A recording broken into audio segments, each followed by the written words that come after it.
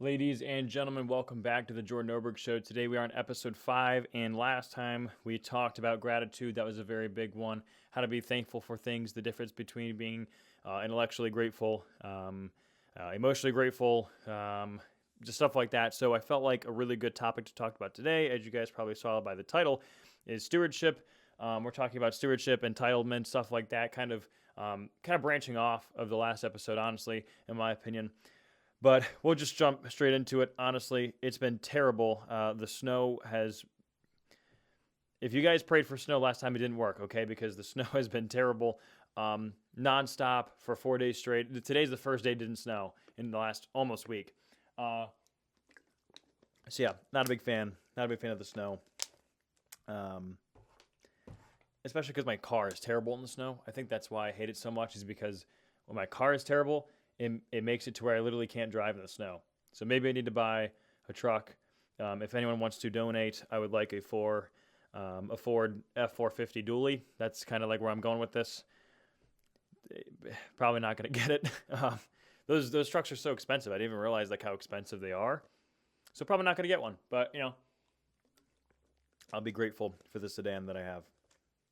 But anyway, like I said, we're talking about stewardship today, entitlement. I'm quickly going to give you a little bit of a rundown of the definitions really quick, because I think that's really important, talking about what stewardship means, what entitlement means. That way, because we're going to address it a lot. I want people to understand what I'm actually talking about, stuff like that. So I'm giving you the definition of what I pulled straight from Google. I literally searched up stewardship definition, entitlement definition, and I'm reading you exactly what Google gave me. So stewardship is the job of supervising or taking care of something, and then entitlement is the fact of having a right to something. Entitlement is normally seen as a negative thing, normally. Entitlement, it's best to not be entitled to something, right? Usually when people talk about entitlement, it's in a negative connotation. So yeah, entitlement is not a good thing, I would say. But I will say, I've noticed something about myself, right? Whenever I pray for things, my laptop's at 8%. Sorry, I just seen that. Thought I plugged it in. Guess I didn't. Anyway, but I've noticed something about myself. Normally, when I pray for things, I usually, because, if you pray for something and you request something, it's not just given to you, right? Obviously, we know that. It's not just given to you. You have to work for it. You have to work on that thing, right? So, for example, for myself, I usually only realize I'm being tested after the fact that it's over, right? So one of the main things I pray for is patience, right? I hate patience. It sucks. It's terrible. And that's why I'm praying for it, because I need it. And I like to react without thinking sometimes. So in this case, I've been praying a lot about patience, learning to be patient in times of where I need to be patient. And so when you pray for patience, you should expect chaos, right? Because you need to learn to be patient in those chaotic moments, right? So if you pray, that's where they say, watch what you pray for, right? Because you pray for something, you're going to get the complete opposite to know that you can maintain what you're actually asking for. So you're praying for patience, but you don't want to go through moments to be patient of. Does that make sense? So I'm an idiot. I always, I realize I'm being tested the fact after it's over. But I would often even forget that I even prayed for it, right? Like I would pray for it. Chaos would happen sometimes a month later, that's another conversation. We always expect things to happen so quickly when we pray about them. That's not how that works at all. But, again, sometimes, I forget about it. I'm in these situations. Everything kind of feels stressful. It feels urgent, and instead of being patient, I'm the complete opposite.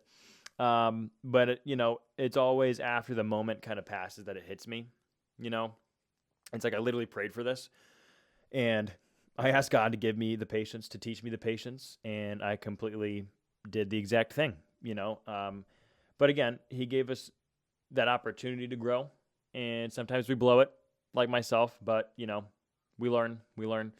And I didn't steward that well. Because even though I wasn't patient, I was given the opportunity to be patient, and I didn't steward that opportunity, right? So stewardship is more than just what we physically have, right? Being steward with what you have is often the kind of mindset, right? And that's correct. But opportunity is also something that you could be steward with. And I just wanted to point that out, and it wasn't a failure in like a shameful way or in a negative way, but, it could be a wake-up call. So I don't want that to be like a negative thing, me describing my failure. It's not like, wow, you're a terrible person, you just failed. Like, that's not what I'm saying. But I realize, you pray for something like patience, God doesn't just drop it into your lap or be like, here you go, here's patience, or, here's money. People love to pray for money. That's kind of a funny one. But he doesn't just drop it in your hands. That's not how that works.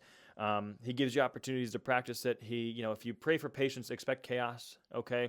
If you pray for a better attitude, expect things to make you mad more, right?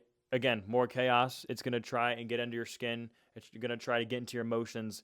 But that's part of the process, right? So stewardship, right? It's living like what we have isn't ours. It's managing what we've been entrusted with, not really claiming ownership, if that makes sense. So everything that we have, right? We have time, finances, property, opportunities, like I mentioned before. It's something that we're responsible to manage well, right? So seeing life this way, it kind of removes pressure. It replaces the fear and the anxiety in your life. But, stewardship, it kind of shifts your mindset to think like, okay, how do I keep this to how do I use this well? For example, we'll say that, right? So, and, this is where we'll start talking about entitlement here in a minute. But I kind of wanted to explain something in our own lives, especially if you're close to my age, you'll probably understand this. But a lot of what we're given growing up, and then obviously as you get older, this starts slowly not being the case. But especially as you grow up, you're given most of everything that you have, right? Especially if you're still in like high school, middle school, those aspects of your life. And don't get me wrong, there are people like some of my family members actually, there are people in my family that have lived alone in high school that had to find it out the hard way.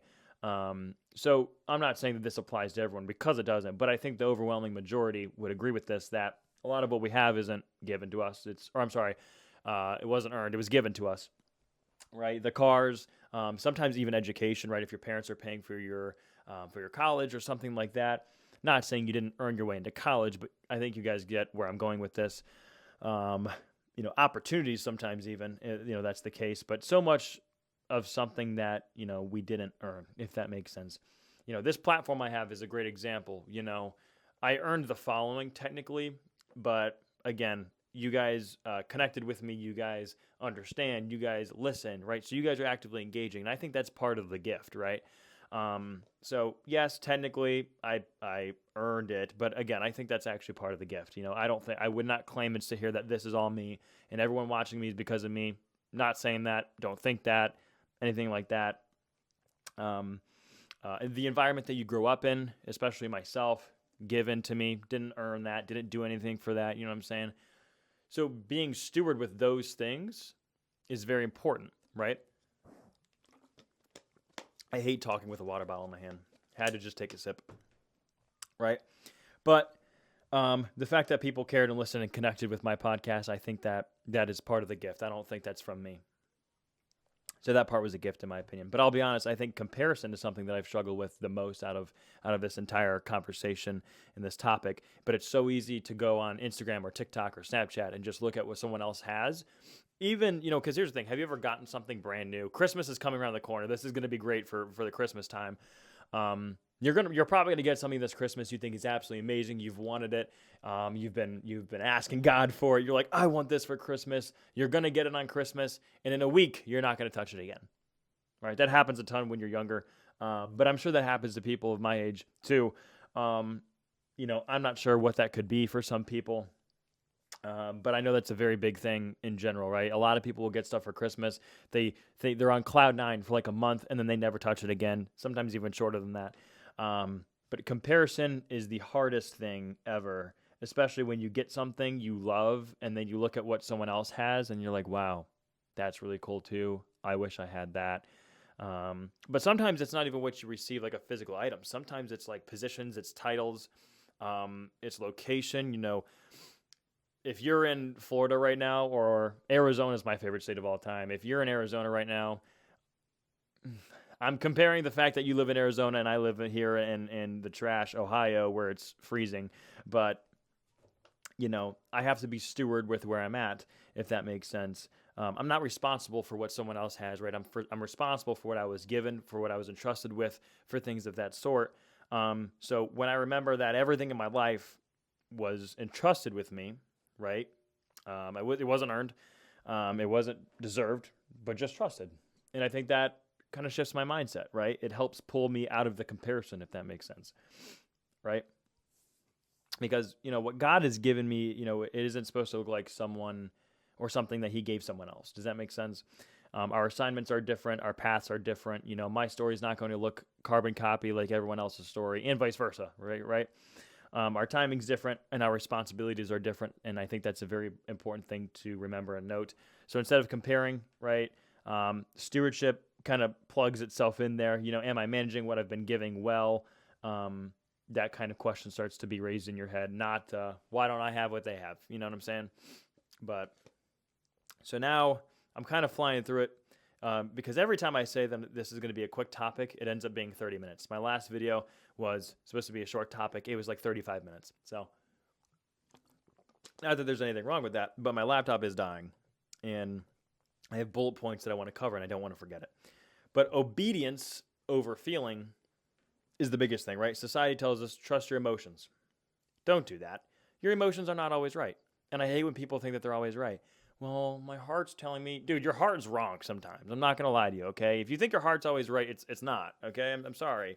Your heart, what you're feeling in your heart and in your head, no, stop, okay? It's not always right, so don't think it's always right. Feelings fluctuate, and we talked about that in the last episode.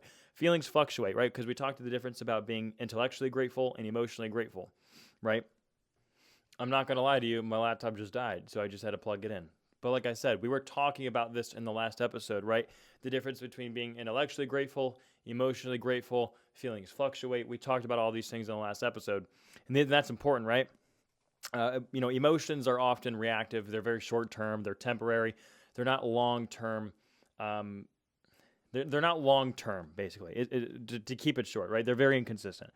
Obedience, though, is stable, right? But obedience doesn't always feel good. And that's why obedience is so hard from a worldly standpoint of just listening to people, from a religious standpoint or a relationship standpoint with Christ, of being obedient to what he says. It doesn't always feel good, but that's not the point, right? That's why I say don't always lean on your emotions, because that's not what you're supposed to do, right? So long-term growth, it happens when discipline kind of overrides your mood, right? That's the way I like to think about it, right? Another big point, contentment. I know I kind of hovered over the topic a little bit, but we'll actually dive deep into it right here. But I think entitlement, it kind of grows when we believe that we deserve more simply because that we exist. I feel like that's a good way to put it. Social media intensifies this point a ton. It kind of the comparison and the feeling of not being enough is like the two biggest killers on social media, and that's why I hate it so much. Contentment, it doesn't kill ambition. I think it stabilizes it, but contentment basically says, in place of what social media says, of where I am right now is enough for who I'm becoming, while social media portrays the complete opposite, and you don't even realize that, because it doesn't necessarily say on social media, you're scrolling through TikTok, it doesn't say, wow, look at this, you suck, this is better. It doesn't say that, but you see, your flesh kind of does that itself when you're looking at social media, because you're constantly looking at other people's lifestyles instead of your own. You're sitting there doom scrolling for hours, laying in your bed, doing the same thing all the time, every single time, looking at other people's lives. And your flesh will be like, wow, I'm focusing so much on other people and not myself. What do they have? What do they do? Whatever it could be. But I think contentment, it kind of lets you grow without anxiety, without the competition, without the insecurity, stuff like that. All right. And this is where the faith in small things become hard, right? And they're always kind of hard, but I think that this is where it becomes more important as well. God almost always starts with small things in your life. Small responsibilities, hidden things when people aren't looking, right? When you're not in the spotlight. And I think we see this very easily with David. He was anointed to be king, but he never but before he just stepped into leadership, he was I wouldn't say he was in the hiding. He wasn't in the hiding, but like he was doing things that weren't in the spotlight, right? I mean, he spent years doing stuff that looked small. For example, he was in the field with sheep a lot, right? And he was in a sheep, or he was in a sheep. He was not in a sheep. He was in a field with sheep where no one saw him, and that's what I mean by hidden. But it was in those small moments, in those, in a way, hidden moments. When I say hidden, I don't mean like he's hiding. I mean like hidden from where everyone just they don't see that kind of, that day-to-day consistent work of someone's life. But he was in those everyday moments, in those hidden moments, away from the spotlight, away from people. And while God was shaping his character in those everyday parts of his life. And that was long before anyone ever saw his calling. And, I believe that small things, they develop over time. They develop your discipline. They develop your character. They develop who you are, things of that sort. How we treat the small things is a preview of how you do the big things, and vice versa. You've had to have met someone in your lifetime, if you're watching this, they're really good at what they do. Whether it's a sport, a job, it can literally be anything.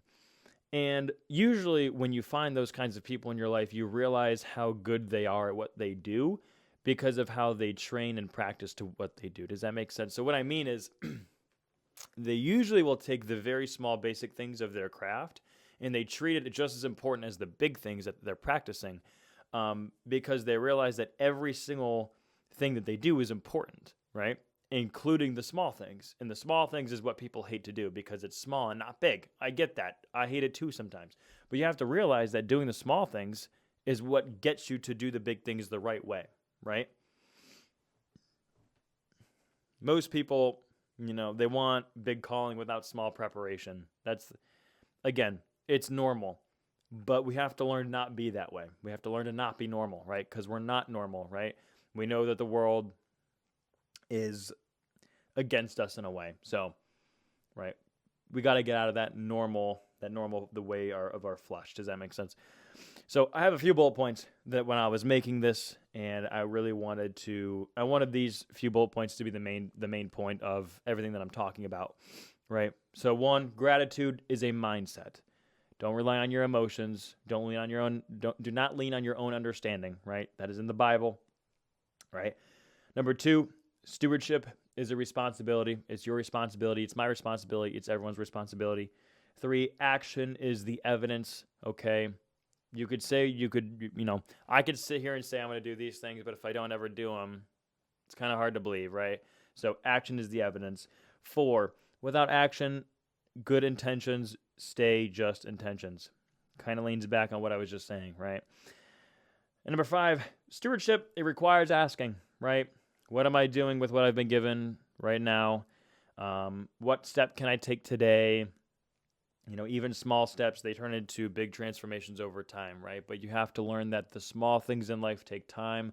And no, it's not going to be right when you want it, right? Nothing's going to change overnight. Nothing's going to change next week. And you know what? Something might not even change this year, right?